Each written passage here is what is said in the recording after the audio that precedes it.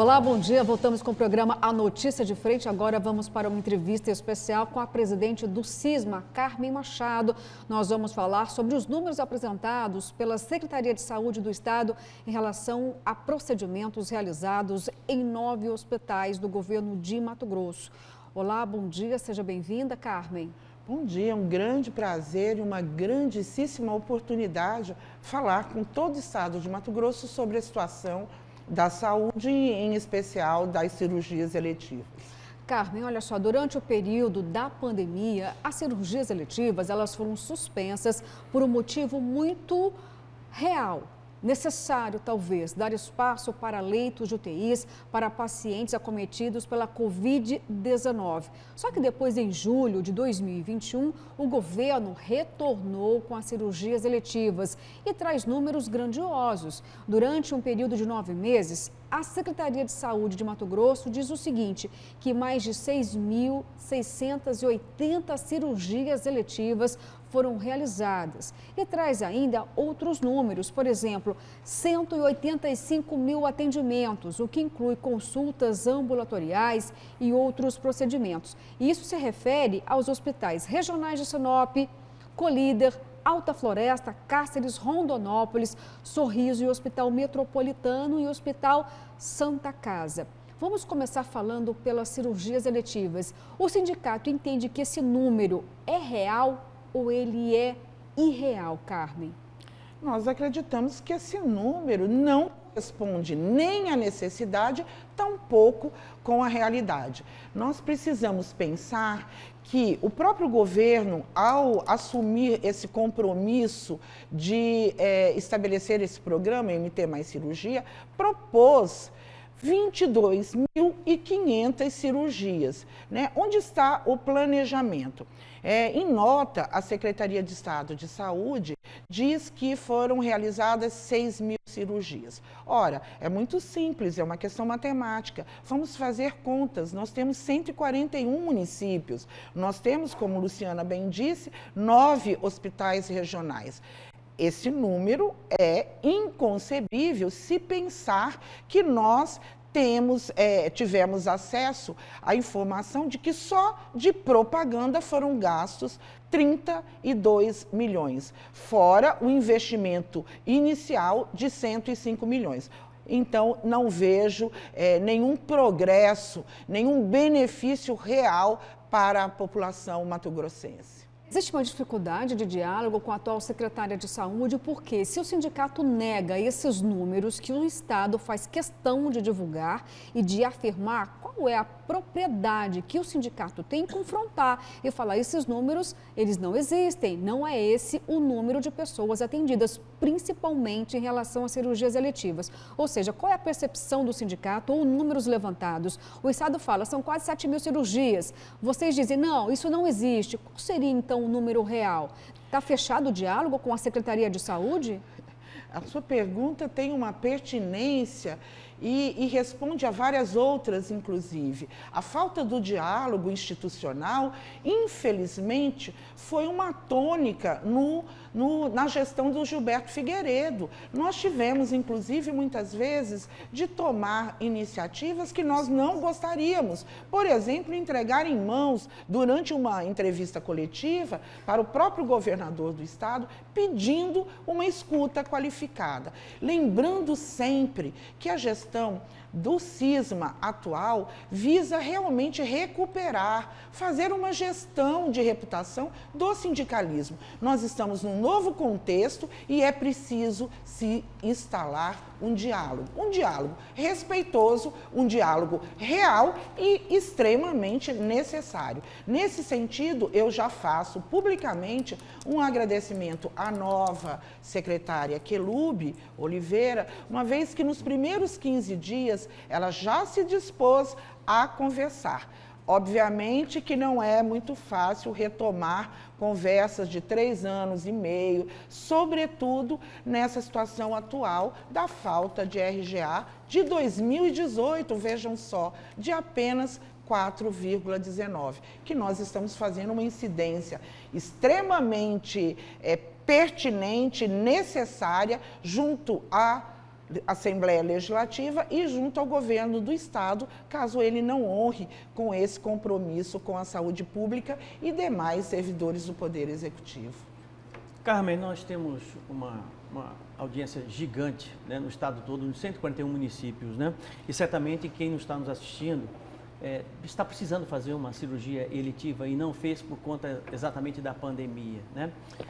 Uma cirurgia hoje cardíaca, né, que não é de urgência, mas precisa ser programada, né?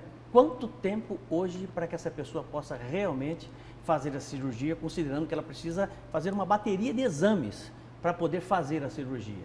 Se ela detectar hoje essa recomendação, quando é que ela faz a cirurgia dentro do cronograma do Estado? Só Jesus na causa para te responder a essa pergunta. É tão doloroso, inclusive, falar isso para você, porque muitos dos nossos cidadãos mato-grossenses, à espera de uma cirurgia, já vieram a óbito, infelizmente. Eu tive a oportunidade de fazer uma conversa, um diálogo com a ouvidoria, professor Haroldo, a ouvidoria de saúde do estado de Mato Grosso. E o levantamento é triste, porque espera-se anos. Quando se consegue a vaga, nós estamos falando em exames de alta complexidade para que se faça uma cirurgia cardíaca. E isso, pelo Sistema Único de Saúde, infelizmente, levam-se meses. E a pessoa, muitas vezes, infelizmente, para a tristeza da família, para a nossa tristeza, a tristeza dos meios de comunicação, noticia-se a morte evitável, diga-se de passagem. Carmen, na escala aí de dificuldades que a saúde pública do Estado enfrenta, o que você colocaria como mais grave? Falta de pessoal, falta de estrutura para o trabalho ou a saúde mental aí dos trabalhadores da saúde aqui no Estado? Olha, Daniel, você colocou uma tríade perfeita para definir a prioridade do Estado. 21 anos sem concurso. Saúde se faz com quem? Com gente. Instrumentos, estrutura necessária.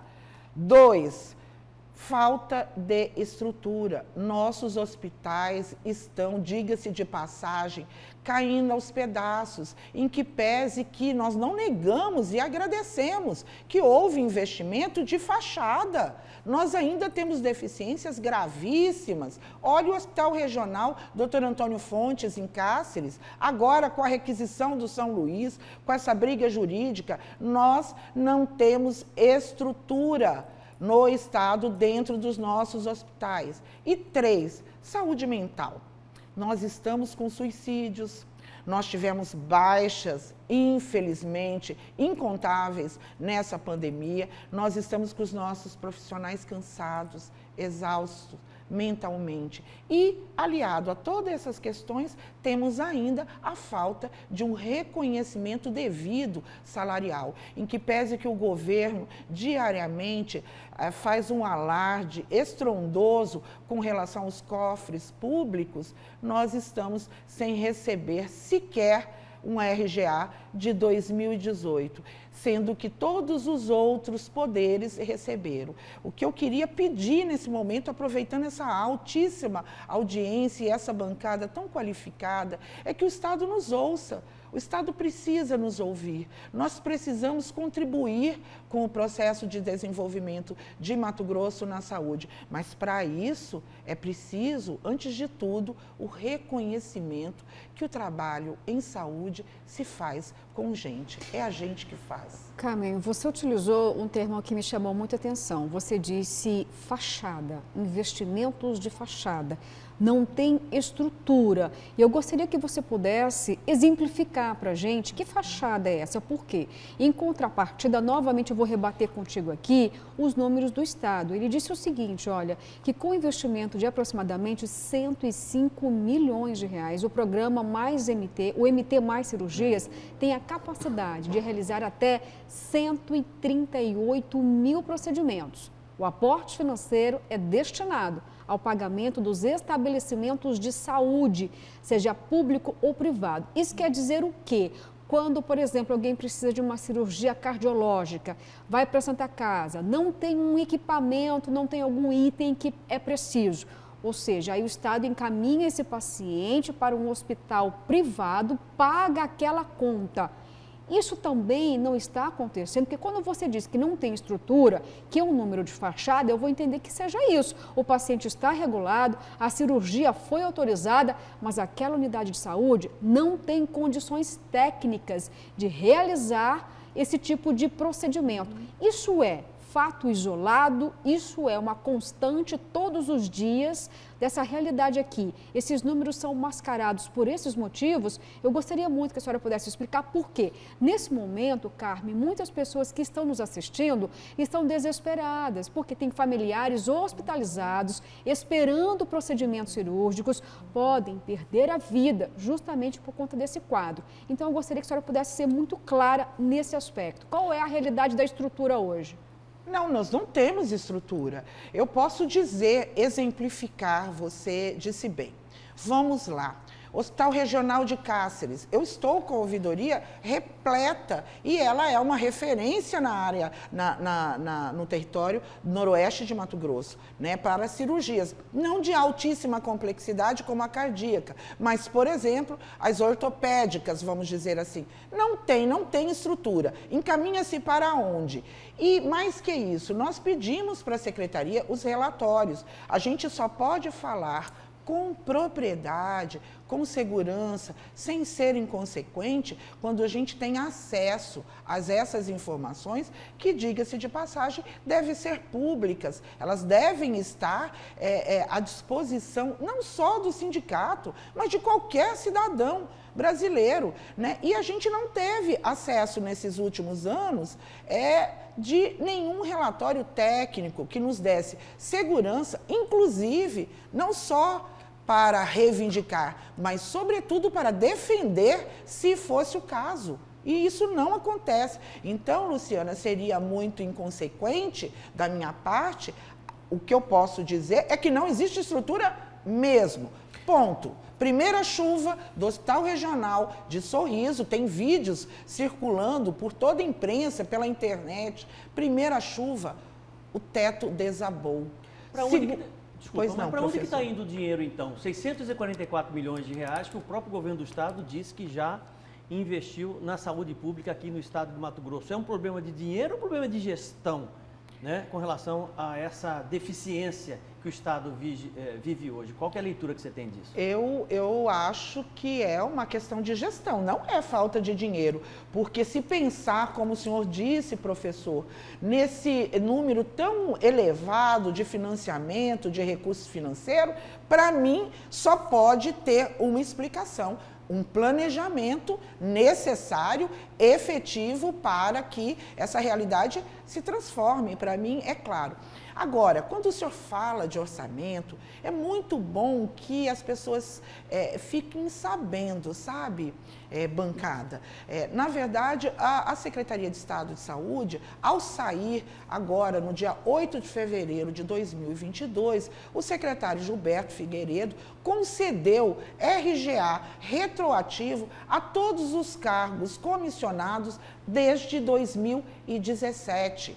Isso significa dizer que a Secretaria não tem problemas orçamentários financeiros, porque a própria portaria diz que toda a Secretaria iria suportar toda essa despesa. Ora, vejam, então alguma coisa está errada e precisa ser resolvida. Esperamos que a nova secretária tenha essa sensibilidade, por ser técnica, por ter um olhar talvez mais efetivo para as necessidades da população. Carmen, para a gente encerrar essa entrevista aqui, o sindicato ele vai continuar com a bandeira de luta para tentar derrubar o acórdão do Tribunal de Contas do Estado que impede a concessão da RGA de 4,19% que você já citou, está se unindo ao fórum, tem novas manifestações a caminho, porque ainda tem um decreto na Assembleia Legislativa, um decreto legislativo que pode pôr um fim aí nesse acórdão do TCE. Existe, de fato, uma esperança de conseguir derrubar esse acórdão? Sim, a esperança é a última que morre para todo brasileiro e é óbvio que a luta continua quarta-feira estaremos com representações de todo o Estado para que a Assembleia Legislativa cumpra o seu papel. E não acreditamos que isso não aconteça, até porque é uma questão legítima, é uma questão de justiça e é uma questão que a Secretaria de Estado de Saúde pode e deve, inclusive, auxiliar o governo a resolver essa celeuma. Caso isso não aconteça, né, que a gente espera que não, nós iremos sim, pela primeira vez desde que assumi, falar em movimentos mais efetivos do ponto de vista, inclusive, de paralisação. Carmen, muito obrigada pela sua presença aqui no programa. Agradeço muito. Eu que agradeço. Obrigado, esse cara. importante espaço. Gratidão a todos vocês pela independência e clareza com que passam para todo o estado de Mato Grosso as notícias importantes do nosso estado. Obrigada, Carmen. Vamos aqui continuar acompanhando, viu, os dois lados, dos servidores e também dos pacientes, aqueles que estão lá na ponta, sofrendo diante da falta de estrutura. Bom, e agora, professor Haroldo, o senhor tem um recado importante aqui pra gente. Óbvio, para você que tem piscina em casa, se tem vazamento, né, é claro que a Draico resolve. Vamos ver. É isso aí, e agora vamos à previsão do tempo e vem chuva por aí. Brincadeira, é que agora o assunto é impermeabilização e quando falamos de impermeabilização, falamos de Draico. A Draico é reconhecida e aprovada pelos mais diferentes setores da construção civil e está presente em importantes empreendimentos do país, como estádios, hospitais, aeroportos, estações de metrô, onde impermeabilização de nível superior é necessária. O reconhecimento é tanto que a Draico já é líder nacional na produção de fitas asfálticas para todos os tipos de reparos e aplicações, como as fitas da família Draico Veda Tudo. Acesse o QR Code que aparece no seu vídeo e confira. Para cada aplicação, a Draico tem uma solução, então não esqueça, na hora de escolher a melhor impermeabilização para aquele reparo no telhado, na sua piscina ou mesmo numa obra inteira, faça como os grandes engenheiros, escolha Draico e fique tranquilo. Afinal, é para proteger pessoas, a Draico impermeabiliza grandes obras e pequenas também. Draico, impermeabilizar para proteger. Falou e disse, garoto, propaganda. Agora a gente vai para o intervalo, hein? São 7h04. Voltamos já já com muito mais das eleições 2022. E agora na tela, ficamos com imagens belíssimas do retorno do Viva o Seu Bairro. Agitou ali toda a turma do CPA2. Sucesso garantido, hein? Voltamos em instantes.